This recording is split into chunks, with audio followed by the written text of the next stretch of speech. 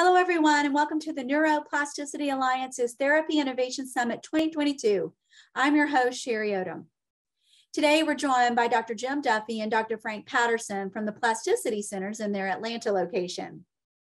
During the summit, you're going to meet multiple creators of neuroplastic technologies that they have designed and perfected themselves. But what's truly innovative about the Plasticity Centers is that they have synthesized the use of multiple neuroplastic treatment programs into their own protocols. Because they understand the neurological mechanisms at work for all of these treatment programs, and they have deep clinical experience applying them across a wide range of neurological challenges, they have the ability to determine which treatment program is the right one for that specific patient at that specific point in their recovery journey. Dr. Duffy, Dr. Patterson, welcome to the summit, and thank you so much for being here to share your expertise today. Thank you for having us, Jerry. Yes, thank you for having us. Well, I thought it would be interesting to start our discussion today with a little bit of background from both of you on how you got interested in neuroplasticity and what your areas of expertise are within neuroplasticity-based treatment. You both have some very interesting stories to share. Dr. Duffy, would you like to start us off? Sure. So I was kind of blindsided by the whole functional neurology, neuroplasticity world. I was at Life University on the faculty several years ago, and I was in the faculty clinic working, and two students walked up to me and said, we understand from your supervisor that you need service credits, and we're forming a new club and we need a faculty advisor. So would you be the faculty advisor? I said, what's the club? And the student said, it's the functional neurology club. And I go, the what? And then she went on to explain that it was based off of Dr. Ted Carrick's work. I said, I'm not familiar with him. And she was stunned. And later, then I was not surprised that she was very surprised that I wasn't aware of this. But yeah, this was 2004, 2005. And so that's how I got started in it. So after 30 years of being a chiropractor, I started on a new trajectory. And so it has been absolutely the most rewarding and exciting part of my career. So I'm certainly glad to be in the position that I am now.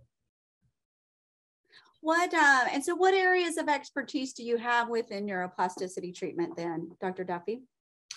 I am a board certified chiropractic neurologist, and I have board certification in traumatic brain injury rehabilitation. Okay, all right, thank you. Dr. Patterson, how about you? What's your story? So it's somewhat similar to Dr. Duffy's in that it wasn't something I was seeking out. I kind of just ran into it and found it. But it's different in the sense that I found it very early in my chiropractic career. I was at school at Life University when Dr. Duffy was there. This is a second career for me. I was in biotech previously. My undergrad, I thought I wanted to do optometry.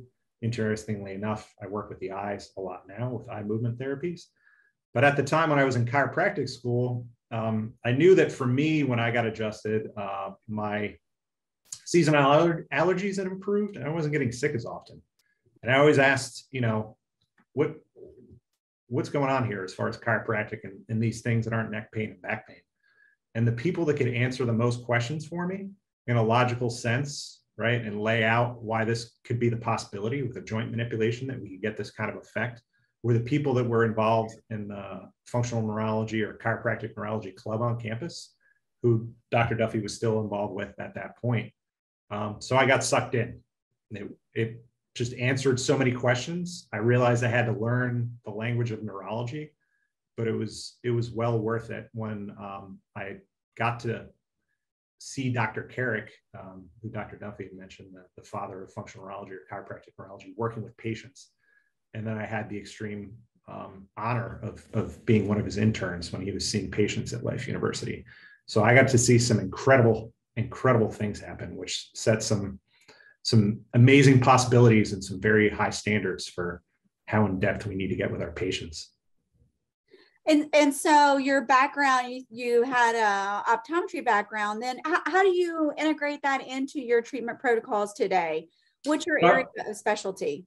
Yeah, so I was in undergrad and I was studying, I guess, pre-optometry. I never made it to optometry school. I did a field study and realized it wasn't for me.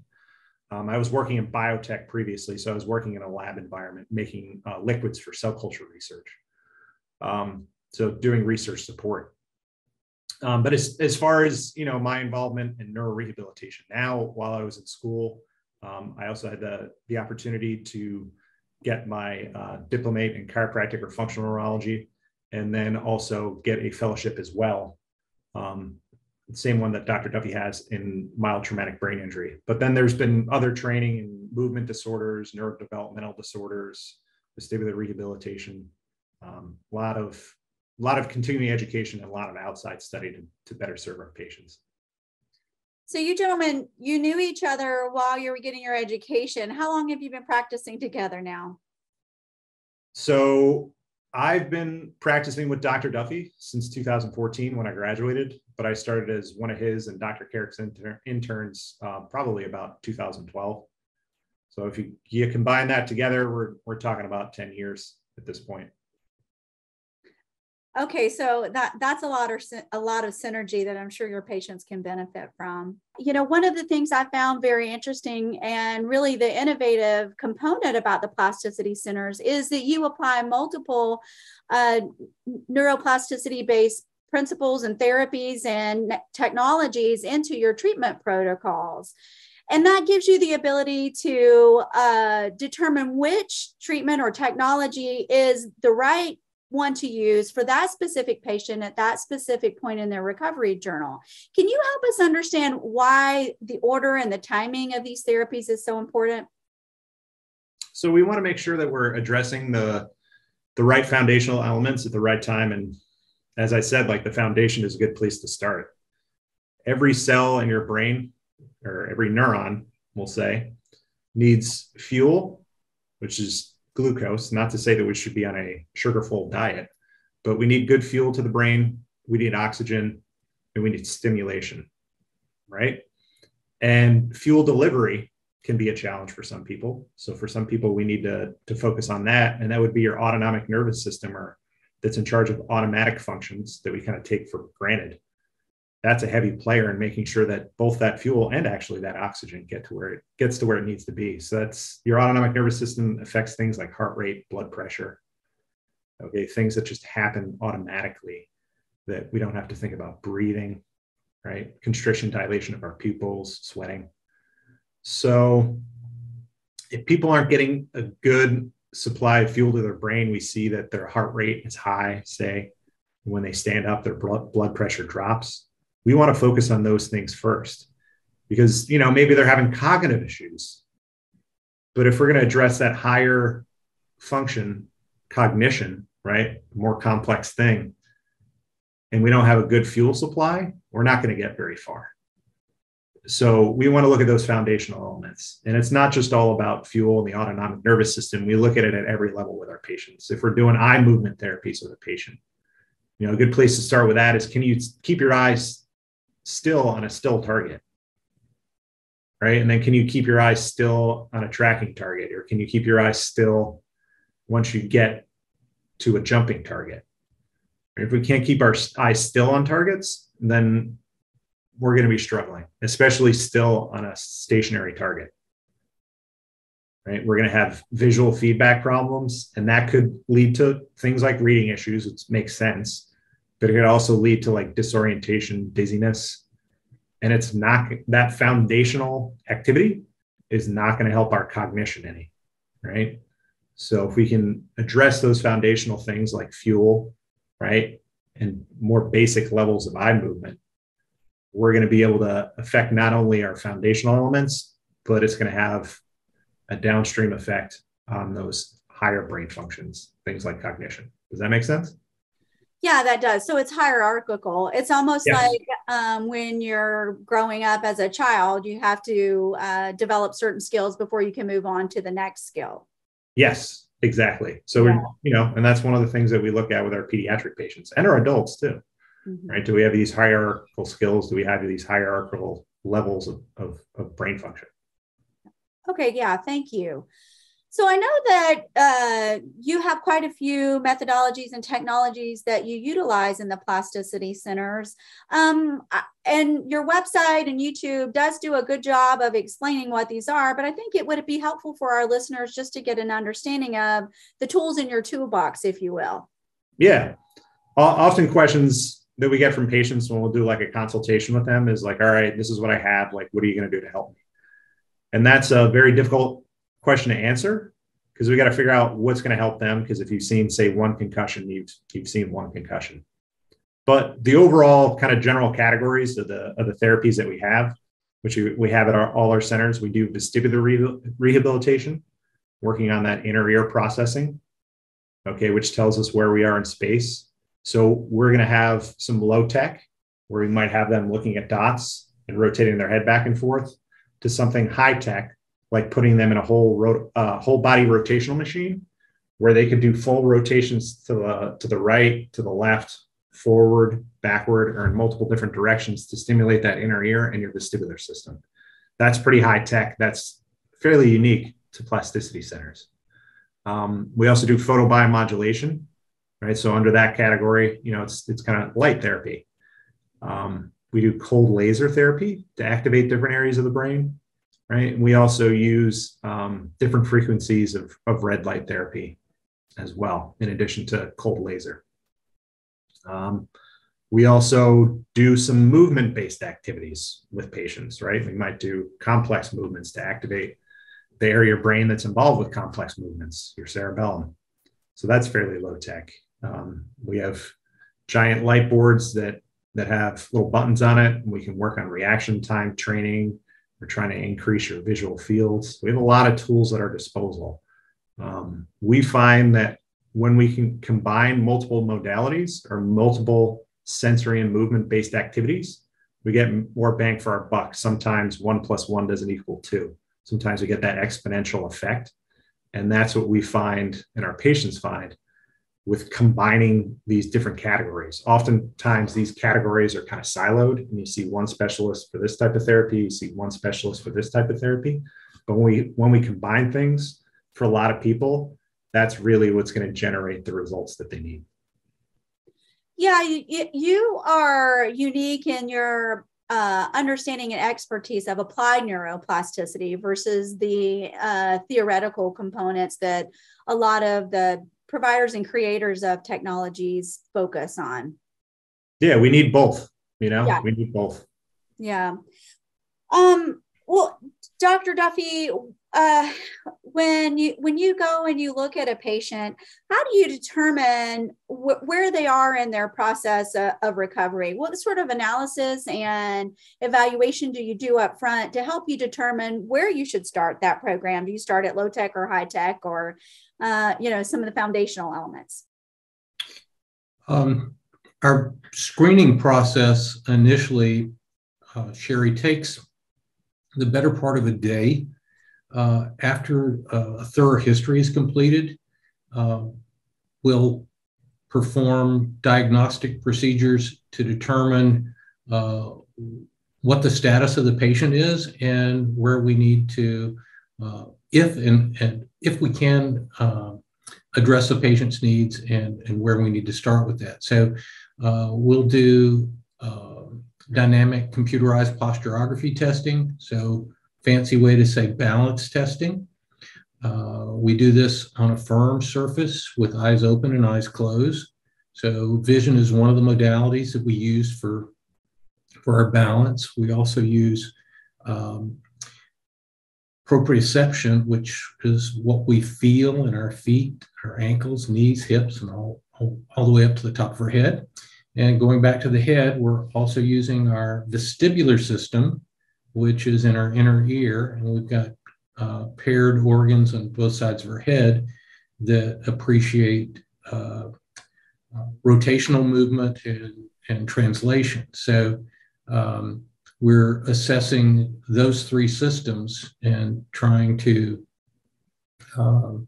isolate where we may have issues by doing testing on a foam surface as well as a firm surface, and also doing it with eyes open, eyes closed, and the head in different positions.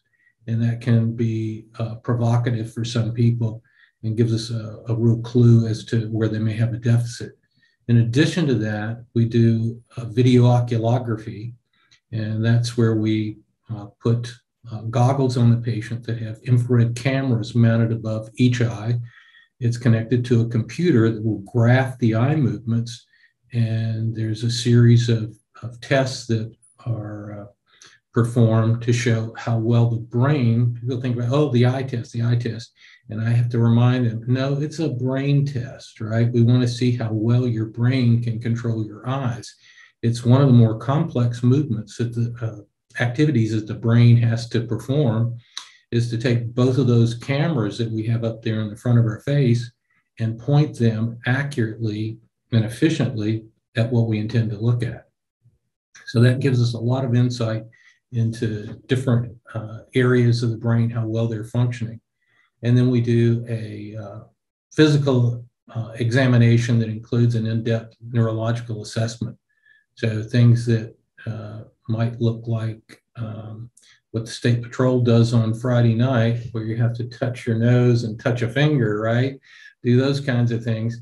And, you know, it's most of the patients that we see come in and say, I just need to find out what's going on with me. I've been to several doctors and I've had 2 MRIs of my head, and both of them say that they can't find anything wrong with me. And just because imaging doesn't show that there's a problem doesn't tell us anything about functionality. And so we're testing for functionality primarily. And so we leave no stone unturned. And if we can't elucidate the problem, where the problem is, then we'll take other steps to find out what's going on. Okay. By referral. Okay, great. Yeah, I know that you do work with external partners, which is also really good. I mean, a lot of the practitioners in the neuroplasticity realm are very open to that, because they understand that you've got to trigger just the right spot in the right brain, get those synapses firing in just the right location to be able to restore the function if it's been lost, or to create new functionality if it's a developmental issue. Well, with such a wide toolbox, are there any types of neurological challenges that you're unable to treat, or you found difficult, and that you do refer out often? And I do know, and before you answer that piece of it, I know that there's a wide range of things that you do treat as well. Could you maybe just give us an overview of what, you know, where that line is and what you do cover there and what you do refer out? Absolutely.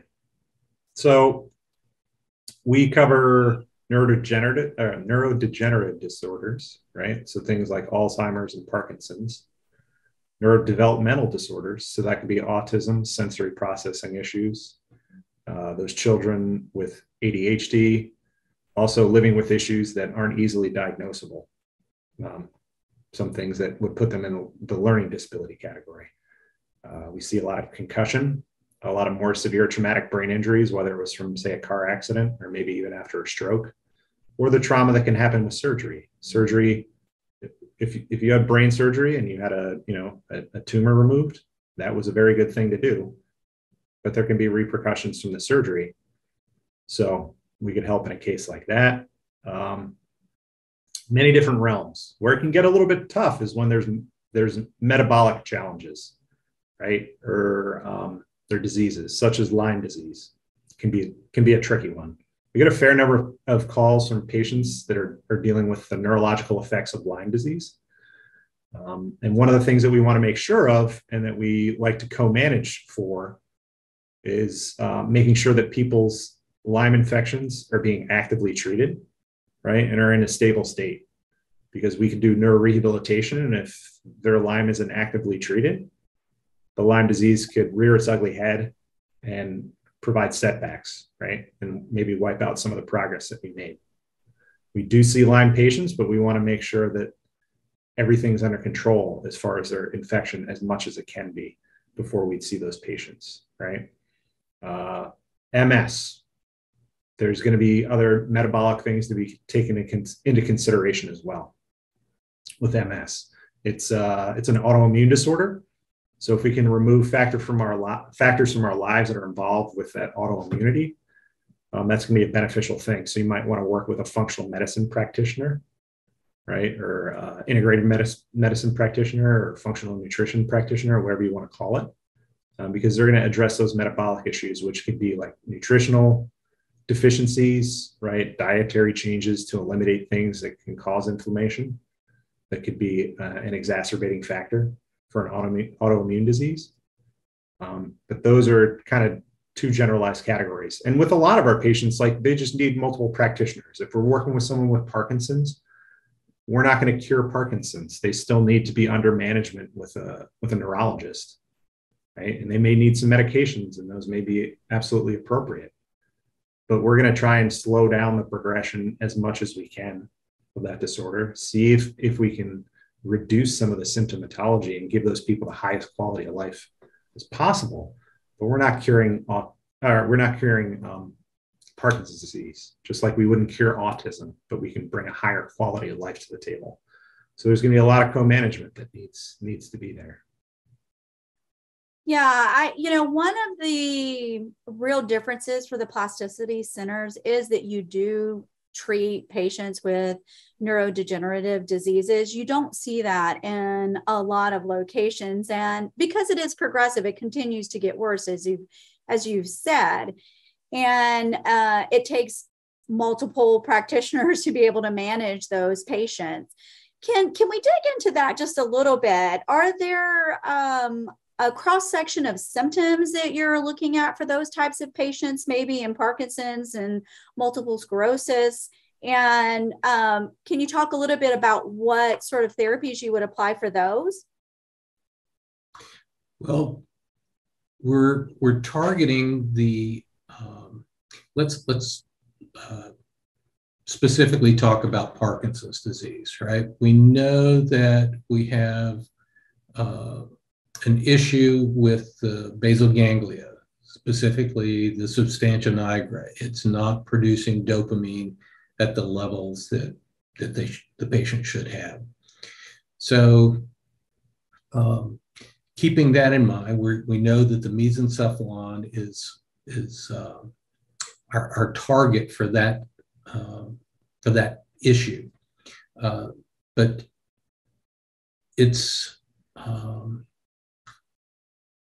our primary target, but it's not a solitary target, because what impacts the basal ganglia, when we start looking at the loops that drive the basal ganglia, we don't have enough time today or maybe this week to talk about all the loops that trigger activity in the basal ganglia. So it's like, no, we're not just doing things that are directly influencing the substantia nigra in the basal ganglia, but anything that we find on that patient that seems to be suboptimal, we'll work with them to see if ultimately it has an influence on their dopamine levels. And I've worked with enough patients to know that it can vary from individual to individual. So we might be doing something that seems most effective in maybe incorporating interactive metronome activities, where the patient is doing a clapping maneuver, triggering a switch to try to stay on the beat of a tone that they're hearing.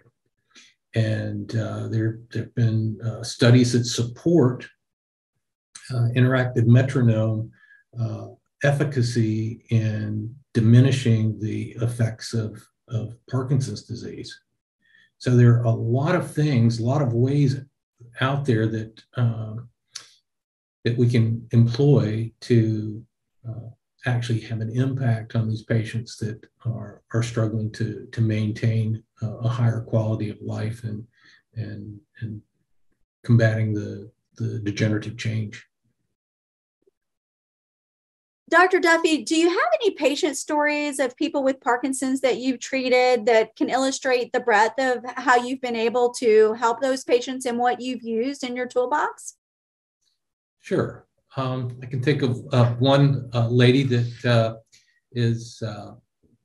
that's had really good results as a consequence of her experience with us. And one thing that we haven't touched on is that when a patient comes in to see us, particularly a patient that has a neurodegenerative disease, what we're attempting to do is to determine what activities, what exercises and activities will facilitate the best outcome for their brain challenge. So I have to give this patient a lot of credit in that they have done their home exercises, which for my thinking, that's where most of the improvement comes from, is from the patient being diligent and performing the prescribed exercises. That's where we get the real carryover and follow through so that things really change for the patient. So this one patient came in and she was having issues with balance, with slowed movement. Her gait was shortened, her stride length was shortened. She had a tremor on one side of her body, upper extremity mostly involved, a tiny bit of head tremor with this. And cognitively, all of this was impacting her in a fairly negative way. So I tried to manage her expectations, told her that we were not going to cure her Parkinson's disease. And she said, I just need some help with this. I just feel like it's getting a lot worse, a lot faster than I expected it to. And I said, well, you know, you're going to continue to need to see your medical neurologist, but we're going to do everything we can to try to help things along here so that life is more fun and it's not as big a struggle as it is right now. So the idea is, can we find some neurons in that patient's nervous system that we can recruit, right? We seem to always have neurons that are sitting on the bench. And what we want to try to do is recruit those neurons and get them onto the playing field and optimize their functionality. So specifically, we were looking at areas in the patient's brain where we found deficits. Some of it had to do with eye movement. Some of it had to do with generalized motoricity with the patient. And we just targeted those areas, and fairly steadily, the patient had a reduction in her tremor, and her overall movement improved dramatically. Stiffness in her shoulders changed significantly, and you know, I would kid with her when she would lie down on the table, and I would tell her to get up, and she would say, "You're just torturing me to do this." And I go, "No. The more you get down and up, I said, this is driving parts of your brain that, while it's difficult, it's critical that we continue to use the big joints and muscles in our body, because there's a lot of brain activity associated with that. Doing needlepoint is not such a great thing for your brain, particularly if you've got Parkinson's disease. They even have a program where they incorporate boxing for Parkinson's patients. You're probably familiar with that, right? So big movements that cause us to move our arms and legs improve brain function, right? So we're just driving the parts of the brain that just aren't volunteering in these activities. And so by recruiting them and having the patient work these certain areas, they see a change in their overall functionality, and mood and outlook improve as well as they become more functional. So to see this happen over more than a couple of years shows that we've got some sustainability. It's not just a placebo, or the patient is feeling encouraged and then is overly optimistic and sees things that aren't there. This is stuff that's for sure, because we're getting long-term changes with this. And how long did you see this patient? About 2.5 years now, and she currently is still being seen. She comes in periodically, so we're able to monitor her changes. And as she says, she comes in for pixie dust. So a little bit of magic. yeah. So we see her periodically and try to put the sprinkles on top for her. So. That's funny. And so it's the theme. It kind of recalls back to what Dr. Patterson said early. Continuous movement is one of the key benefits for generating and activating the brain's neuroplasticity and getting those neurons off the bench, as you put it. I know both of you have an expertise in brain injury, and the Plasticity Centers itself has sort of gained popularity with a lot of athletes who've had brain injury. Do you want to share a little bit of your expertise there in Atlanta yourself, and then maybe talk a little bit about the Plasticity Center's expertise in that area overall for the other locations as well? Great point. The bread and butter that we kind of started out with was brain injury, in particular concussion. We've seen a lot of athletes at all levels, but we've also seen a lot of people where it's just everyday things, like a slip and fall. We've seen patients where they're on an airplane and they hit turbulence and they bump their head and their world is rocked. So there was one patient that I worked with that I can think of off the top of my head. It was about 20 years prior to me seeing her. She had a fall and hit her head. And she had seen some practitioners and made some progress, but kind of just always struggled through the years. She had issues with fatigue. She had some immune issues as well, where getting sick would just kind of rock her world. Even things as simple as, a cold, which isn't always that simple. But she had trouble reading. She had trouble with vertigo. She couldn't drive because of the dizziness that she would get and her inability to focus and attend to things. So she had a lot of things going on. But we were able to sit down with her, investigate, and figure out some of the key areas of her brain that we needed to work with. We did some of that vestibular rehabilitation, adjusting the way her brain interpreted where she was in space by doing that vestibular rehab, and some other exercises with her. It's been a little over a year at this point, and we've kept in touch. Once again, like Dr. Duffy mentioned before, home exercises are a big piece of this. But she's reading books. She's got several children. Most of them are out of the house, but she's still got a couple hangers on. And she's living a fuller life with her children. She's able to help around the house more. She just got a car, like her own car, because she's driving so much. So her world is very, very different now. Very different. She's cooking for her family. Unfortunately, she got COVID, but she went through, a difficult week or two, and it hasn't had any major setbacks. Whereas before, the common cold would knock her out for a while, and she was able to recover and, keep living her life. So it's exciting to be able to talk with her. I talk with her on a monthly basis now to see what we can update and keep the progression going. But it's just, seems like sky's the limit at this point. And how long did you treat her before you started seeing some significant difference? So not everyone's that fortunate, but she's, one of the lucky cases where, we started to see some symptomatic improvements right away. We want to see improvements in everyone at some level very early, within the first day or two.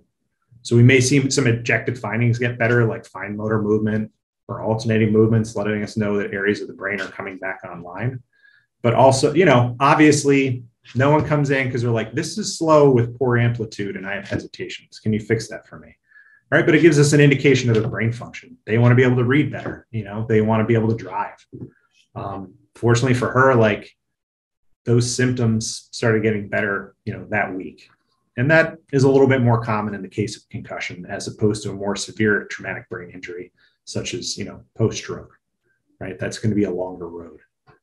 But with all cases, we want to be able to see at least some subtle objective changes. And then we know that subjectively how they feel is going to be just a little bit further down the road.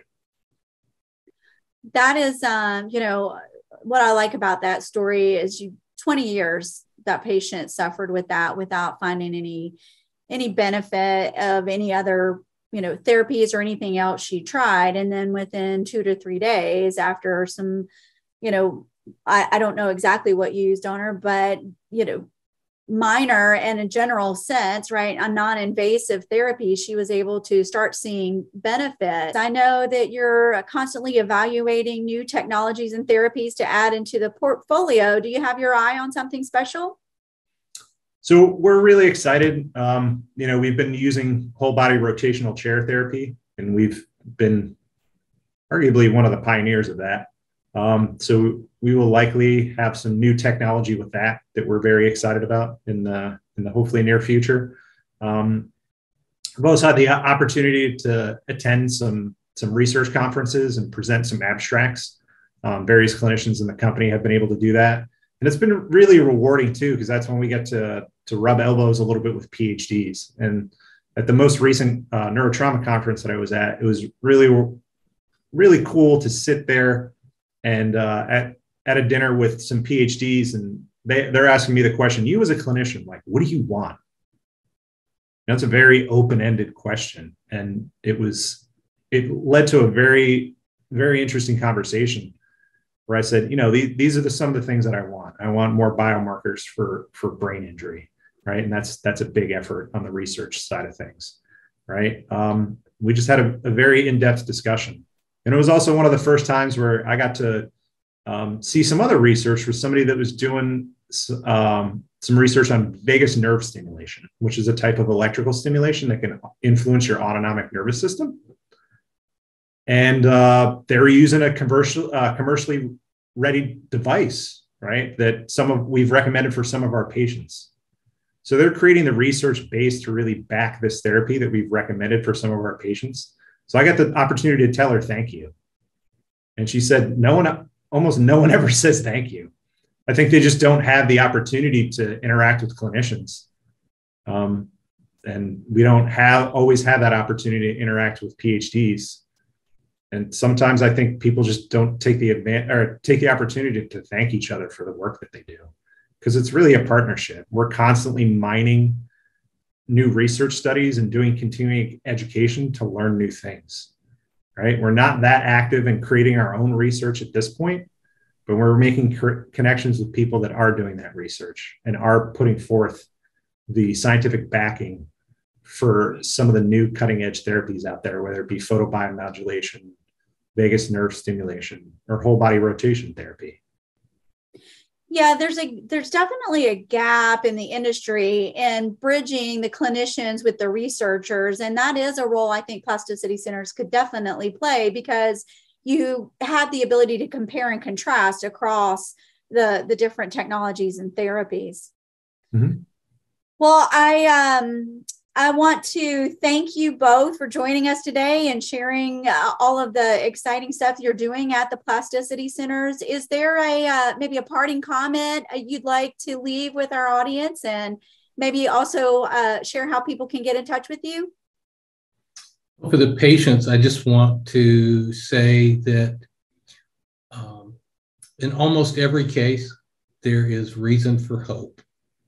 And I think that it's easy if you have something that's not working right in your brain to despair and give up, because some of these things can be very frightening, very unnerving.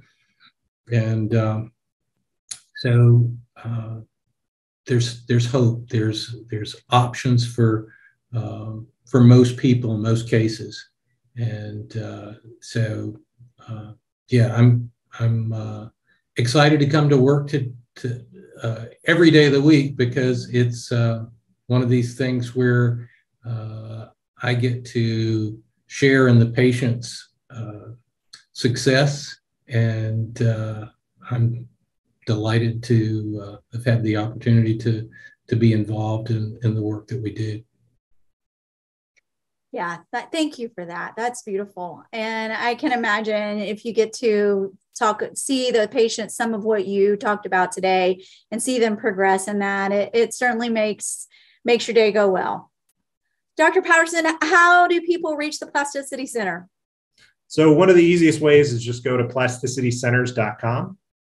And there's also an email address that you could use as well, georgia@plasticity.co. Not .com, but .co. So georgia@plasticity.co. That gets in touch with our center directly. But also keep in mind that we have centers in Atlanta. We have a center in Colorado in Denver.